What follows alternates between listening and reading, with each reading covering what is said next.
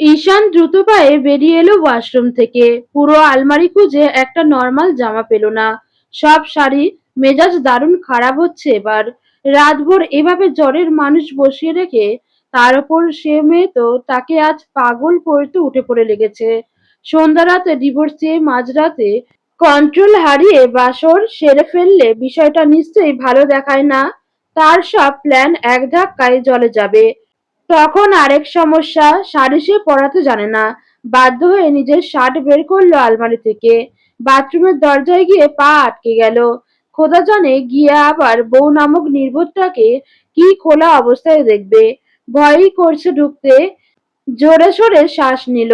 এবার কিছু খুলে বসে থাকলে তারও কিছু করার থাকবে না আর। নিজের কোমরের বাকিটুকু খুলে ফেলে রাতটা এনজয় করা ছাড়া আর কিছু করার থাকবে না তার। সম্ভবই না আর কন্ট্রোল করা। আগুনে সে শরীর ঘেঁষবে আর সে পুড়বে না সেটা সম্ভব? পারবে না সে। সে তো পুরুষ, হালালের সার্টিফিকেট নিয়ে এমন কাছে টানলে দিন দুনিয়া ভুলবে না সে। চোখ বন্ধ করে বাথরুমে পা রাখলো সে। দীর্ঘশ্বাস নিয়ে তাকালো সামনে। মুহূর্তে তার দুনিয়া থেমে গেল। হৃৎপিণ্ডটা খাঁচা ছেড়ে বেরিয়ে এলো বলে দু হাতে বাঁ পাশে চেপে ধরল সে।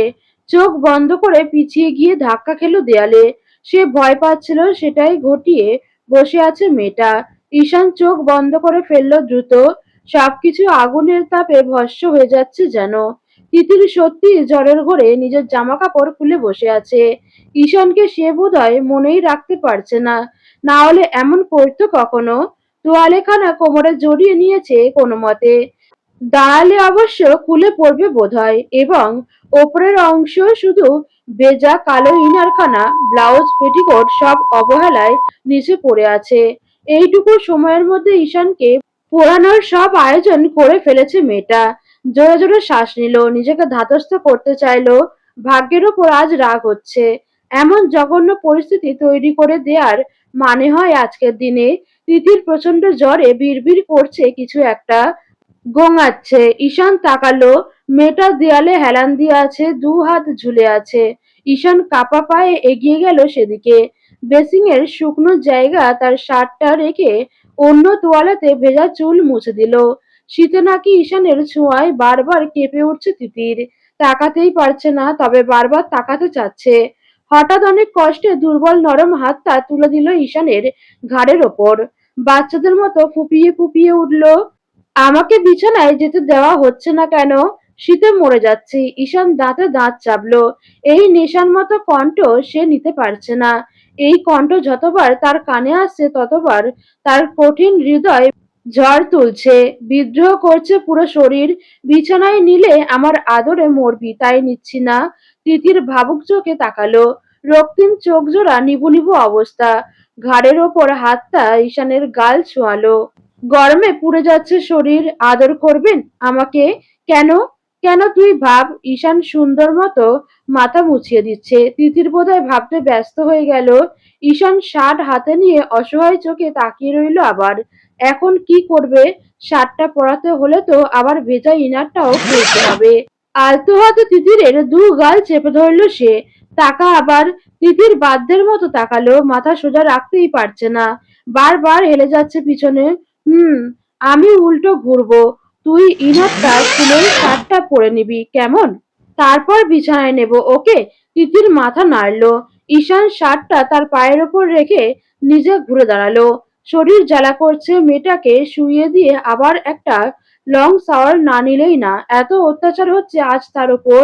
এমন অবস্থায় এ জীবনে কখনো পড়েছে বলে তার মনে পড়ল না। ওই সকালে যখন রুষার রুমে ছিল, রুষা তো ঘুমের ওষুধে জ্ঞান হারানোর আগে প্রায় নাইটিটা খুলেই ফেলেছিল। তখন তো একবারের জন্য কোনো কিছু ফিল হলো না। আর না তো বাঁ পাশের এই অসভ্য বস্তুটা তখন এত আন্দোলন করলো। তাহলে এই পুচকে মেয়ের সামনে এমন হওয়ার মানে কি? রুষাও সুন্দর, কাছে টানতে ওস্তাদ। কই তার প্রতি এই আকর্ষণ তো কখনো ফিল করেনি সে।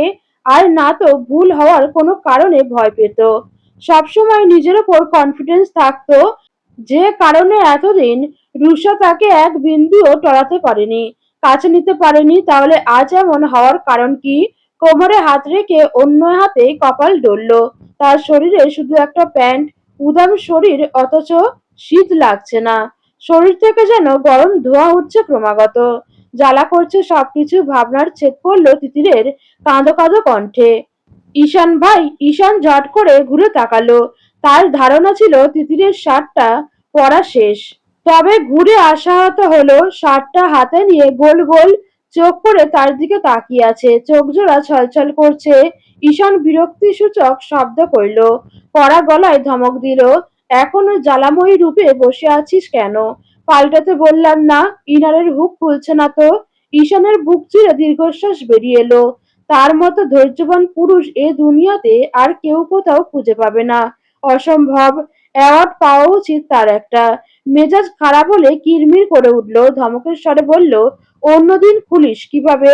অন্যদিন তো এরকম হুকের ইনার পরি না। ওই যে, থাম। এখন ইনারের বর্ণনা শুনতে চাই না আমি। দেখি ঘোর। তিতিরকে খানিকটা কাত করে বসালো। উন্মুক্ত পিঠ দৃশ্যমান চোখের সামনে। আজ এই বউ নামক নারী দেহের প্রতি অংশ ভাঁজ তার চোখের সামনে খোলা খাতার মতো পড়ে আছে।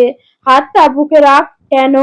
যা বলছি তাই কর। ইনারের হুক খুলে দিলে আমার চোখের সামনে?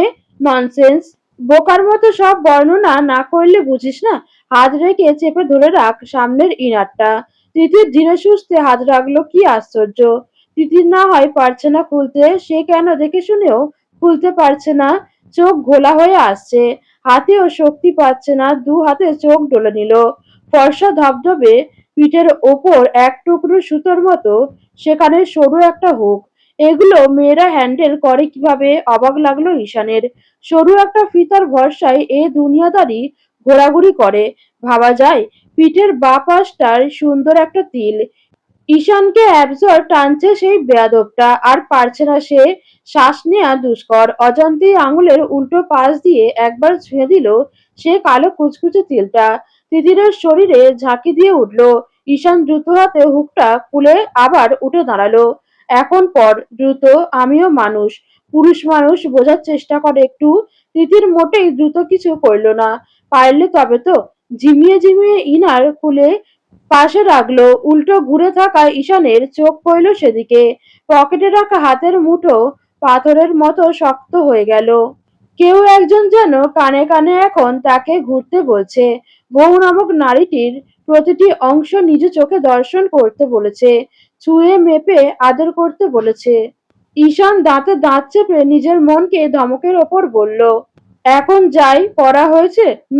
ঈশান ভয় ভয় চোখে তাকালো। পড়েছে শার্টটা, তবে এলোমেলো বোতাম লাগানো। ওপরের দুটো বোতাম তো লাগায়নি। যথারীতি স্পষ্ট। ওপরের বোতাম দুটো লাগা। খুঁজে পেলাম না তো। হাত দিয়ে খুঁজে পাবি। লাগাবো কিভাবে? মানুষ তো নেশা করলেও এত মাতাল হয় না যতটা তুই জ্বর বাঁধিয়ে হয়েছিস। নেশা করলে তুই তো বোধহয়। ঈশানের ধমকে ছলছল চোখ নিয়ে তিতির অপটু হাতে সময় নিয়ে কোনো মতে আর একটা বোতাম লাগালো। হয়েছে, চল এবার। আর লাগবে না। ঈশান নিচু হয়ে পাঁজা কোলা করে কোলে তুলে নিল তিতিরকে। ঢুলু ঢুলু মাথাটা এসে ঠেকালো ঈশানের উদাম বক্ষে। হাত বাড়িয়ে গলা ধরল না। শক্তি নেই বোধহয়। তিতিরের শরীরের উত্তাপে ঝলসে যাচ্ছে ঈশানের। ফুলের বিছানায় শুইয়ে দিতেই মুখটা কেমন স্বস্তির আভা পড়ল। এসি বন্ধ করে চাদর গায়ে টেনে দিতেই শোনা গেল তিতিরের আধো আধো কণ্ঠ, আপনি কোথায় যাচ্ছেন? ঈশান নিচু হলো। ভেজা বেবি হেয়ার গুলো সরিয়ে দিল মেয়েটার মুখের ওপর থেকে। আধ বোঝা চোখের পাতা তিত্তির করে কাঁপছে। গোলাপি অধর জোড়াও তাই। মুখটা অস্বাভাবিক রক্তিম এখনো। জ্বর বিন্দুমাত্র কমেনি। আরো এতক্ষণ ভেজা গায়ে থাকায় বেড়েছে বোধহয়। ঈশান নরম আর নিচু গলায় বলল, কোথাও না। শোবেন না? শোবো। আমার কাছে আসুন। তুই ঘুমা, আমি। রুষার কাছে যাবেন? তিতির, যান। মনেই ছিল না আমার। যান যান, উল্টো পাল্টা বকবি না। ঘুমা, আমার ধৈর্যের পরীক্ষা আজ কতটুকু নিয়েছিস তার হিসেব করলে নিজেই আফসোস করবি আমার জন্য। নেহাত তোর শরীর ভালো না, তার জন্য দাঁতে দাঁত চেপে চুপ করে রইলাম। না হলে I just care about any situation. যা হওয়ার পরে বুঝে নিতাম। রুষাকে খুব ভালোবাসেন? চুপ করতে বলেছি। তিতির মোটেও চুপ করল না। ঈশানের কোনো কথা বোধহয় তার বোধগম্য হচ্ছেই না। সে তার মতো বলে চলেছে, খুব সুন্দর মেয়েটা। ঈশান হাঁটু ভেঙে বসলো বিছানার পাশে। তিতির কাঁধ হয়ে তার হাত টেনে ততক্ষণে নিজের নরম তুলোর মতো গালের নিচে নিয়ে ফেলেছে। তার হাতের তালু মেয়েটার শরীরের উষ্ণতা অনুভব করতে পারছে খুব করে। রুমের সোনালি আলো আছড়ে পড়ছে সেই মায়াবী চোখে মুখে। গোলাপি অধর কাঁপছে অনবরত। ঈশান শুকনো ঢোক গিলল, বাঁকা হাসলো মেয়েটার জেলাসি থেকে। নরম গলায় বলল, হবে হয়তো আমার থেকেও সুন্দর। না, তাহলে ওর কাছে ছিলেন কেন? কে বলল? আপনি। সারাদিন সারা সন্ধ্যা তো অনেকের সাথেই ছিলাম। তিতিরের বন্ধ চোখের মাঝে সরু ভাঁজ পড়ল। ওকে আদর করলেন কেন?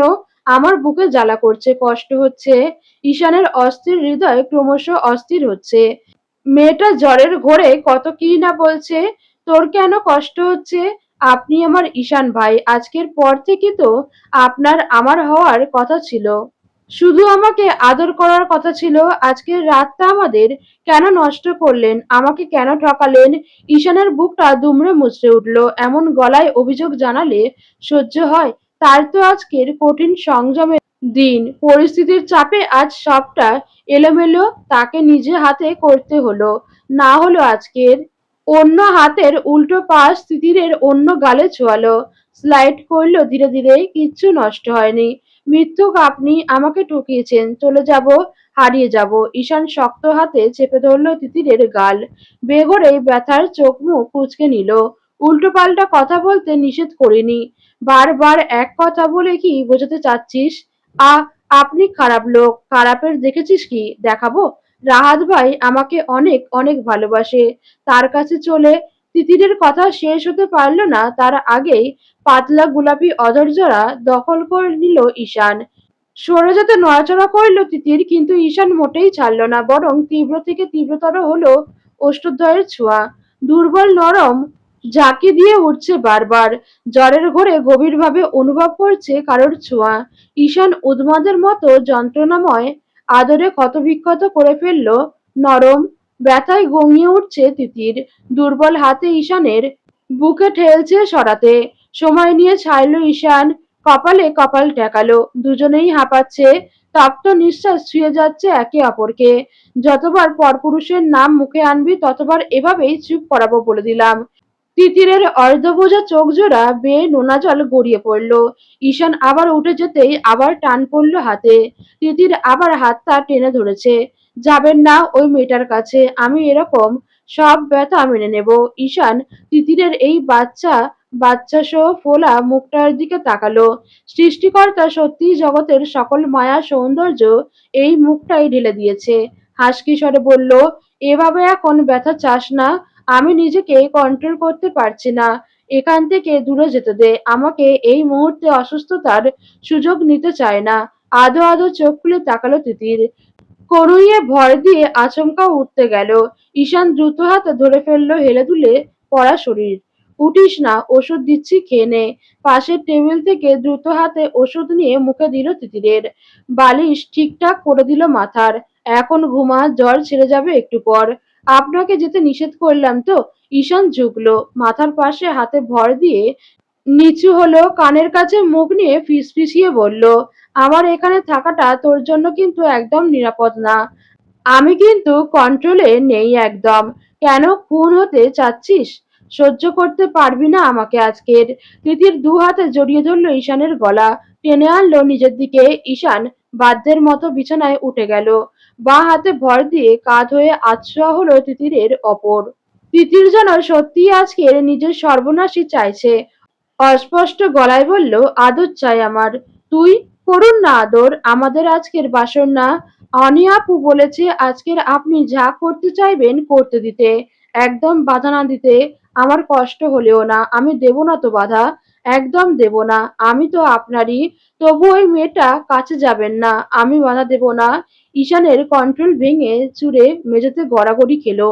তিতির কল্পনাও করতে পারবে না তার কণ্ঠ কোন পর্যায়ের আবেদনময়ী লাগছে। নিজ মুখে যদি কোনো নারী তার স্বামীকে এভাবে ডাকে, সে পুরুষ কতক্ষণ পারবে নিজেকে আটকাতে? ঈশানও পারল না। এক হাতে চাদর তুলে সরিয়ে দিল। চোখের সামনে উন্মুক্ত হলো তিতিরের গায়ে শুধুমাত্র তার শার্টখানা। তিতিরের ছোট্ট কোমর ছেড়ে আরেকটু নিচ অবধি। ঈশান ভারী শরীরের নিচে চাপা পড়ল তিতির। নিজের হাতে ছুঁয়ে দিল ঈশানের উদাম শরীরে। বুকে কিছুক্ষণ বিচরণ করল সে হাত। দু হাতে আঁকড়ে ধরল ঈশানের পিঠ, খামচে ধরল এক প্রকার। ঈশান হারালো, ডোবালো তিতিরের ওষ্ঠে। আলতো আদরের ধারে কাছে দিয়ে যাচ্ছে না ছেলেটা, যেতে পারছে না হয়তো। এতক্ষণ ধরে নিয়ন্ত্রণে রাখা নিজের তিতিরের আবদারে বাঁধ ভাঙলো। সেটারই বহিঃপ্রকাশের ফলস্বরূপ এই উন্মাদের মতো আদর। গভীরভাবে টেনে নিচ্ছে অধর সুধা, এরই মধ্যে হাত ছুঁয়ে নিচ্ছে প্রতিটি ভাঁজ। অবাধ্য হাতের ছোঁয়ার আবেশে বেঁকে যাচ্ছে তিতিরের। বিছানা ছেড়ে উঁচু হয়ে উঠছে সে। দুজনের কেউই নিয়ন্ত্রণে নেই, একে অপরকে জ্বালিয়ে পুড়িয়ে ছারখার করতে ব্যস্ত। কাল সকালে এগুলো কিছু মনে থাকবে তোর? থাকবে না তাই না? আজ তোর এই অবস্থার জন্য আমি দায়ী। কি করেছিস নিজের দেখতে পাচ্ছিস? আজ যদি সেন্সে থাকতি, না আমি এত কাছে আসতে পারতাম আর না তুই আসতি। দীর্ঘশ্বাস ফেলে কপালে কপাল ছোঁয়ালো। হৃদয়টা কিছুতেই শান্ত হচ্ছে না, একদম হচ্ছে না। তার ওপর দিয়ে আজ কি ঝড় গেল মেয়েটা কখনো বুঝবে?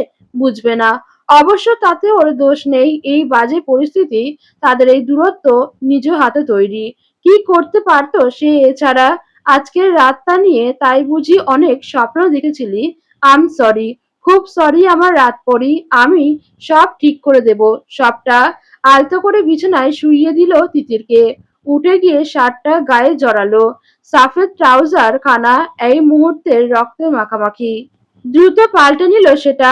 সাত পাঁচ ভাবলো কিছুক্ষণ। এই অবস্থায় একটা মেয়েকে কি করতে হয় তার জানা নেই। অনিমার নাম্বার ডায়াল করলো।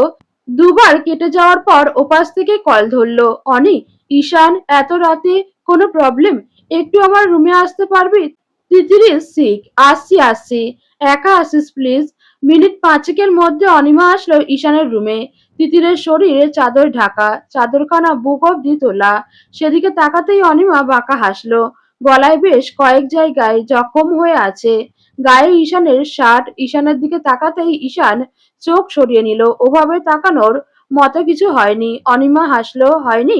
সে তো দেখতেই পাচ্ছি সেন্সই নেই মেয়েটার। যেটা ভাবছিস সেটা নয়, ওর প্রচন্ড জ্বর। ওয়েট ওয়েট, বুঝতে পারছি তো আমি। বলতে হবে না। অনিমা ঘুরে ফিরে উল্টাই বুঝছে। অতটা ভাবার মতো যে কিছু হয়নি সেটা সে কিভাবে বোঝায়? অনিমা গোল গোল চোখ করে তাকালো। হোয়াট? আমি ঘুমিয়ে পড়েছিলাম। বৃষ্টিতে ভিজে জ্বর বাঁধিয়েছে। জ্বরের ঘোরে প্রলাপ বকছিল। কোনো মতে চেঞ্জ করিয়েছি। এখন খেয়াল করলাম, দেখ একটু, ও জ্বরে একদম সেন্সে নেই। অনিমা বন্ধুর কাঁধে হাত রাখলো। আমি দেখছি। আমি বাইরে যাচ্ছি, তোর হলে আমাকে ডাকিস। দেখিস কারোর সামনে পড়িস না আবার। খেপিয়ে পাগল করবে কিন্তু। কথায় আছে, যেখানে বাঘের ভয় সেখানেই সন্ধ্যা হয়। দরজা খুলে করিডোরে দাঁড়াতেই কিছুক্ষণের মধ্যে সাক্ষাৎ বাঘের সামনেই পড়ল সে। নিয়াজ সবেই নিচ থেকে বোতলে করে পানি নিয়ে সিঁড়ি দিয়ে ওপরে আসছিল। তার রুমের পানি শেষ হয়ে গিয়েছিল। করিডোরে ঈশানকে দেখে ভূত দেখার মতো চমকে গেল। এক প্রকার চেঁচিয়ে উঠল, ছুটে এলো ওর সামনে। কিরে, তুই এখানে কেন এখন? তোর বউ কোথায়? কোথায় থাকবে, ভিতরে? পারফরমেন্স বাজে বলে বের করে দিয়েছে? ঈশান চোখ রাঙিয়ে তাকালো নিয়াজের দিকে। নিয়াজ হো হো করে হেসে উঠল। বল বল, চোখ রাঙিয়ে লাভ নেই, ভয় পাই আমি? Shut up. সত্যি করে বল, তিতির অসুস্থ তাই অনিমাকে ডেকেছিলাম। নিয়াজ এবার আরো উচ্ছ্বাসিত হলো। বিস্ময়মাখা গলায় বলল, কি করেছিস ভাই মেয়েটার সাথে? বলেছিলাম বাচ্চা মেয়ে, বি জেন্টেল।